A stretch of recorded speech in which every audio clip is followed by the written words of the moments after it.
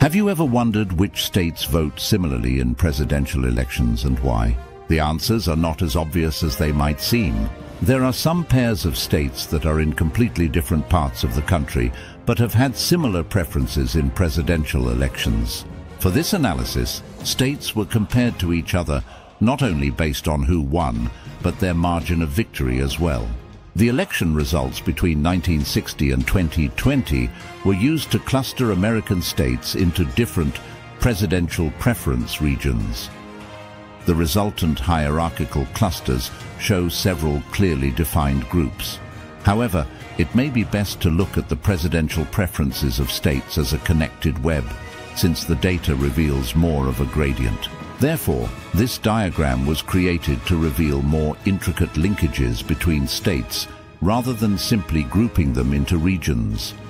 Hopefully, this graphic will help people understand the political similarity of states better than a traditional map. The logic of the connected web is as follows. Each state is connected to its most similar state, and also the next most similar state that is not more similar to the first most similar state. For example, the state with the most similar presidential voting preferences to Indiana is Oklahoma. However, the 5 states with the most similar presidential preferences to Indiana are all more similar to Oklahoma than Indiana.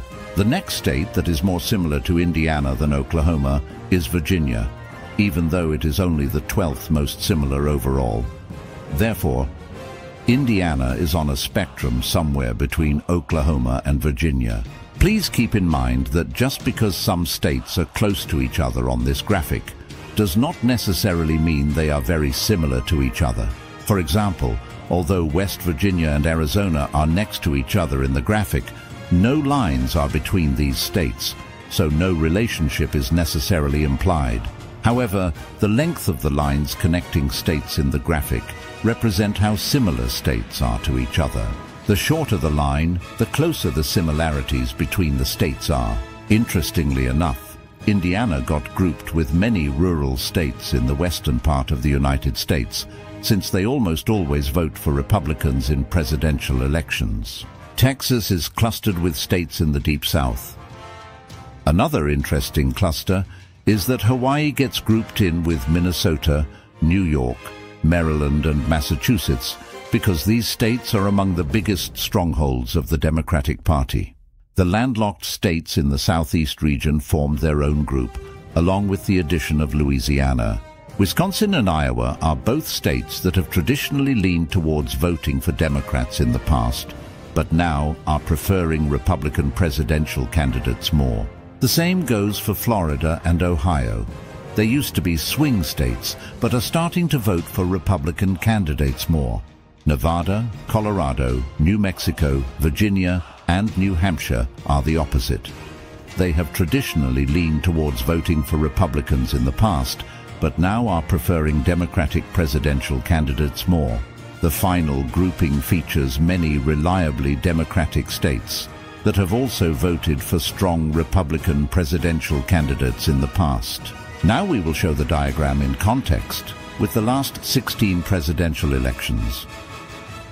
In the matchup in 2020 between Biden and Trump, we see 2 clearly defined clusters with 2 outliers, Georgia and Arizona, which Biden surprisingly won.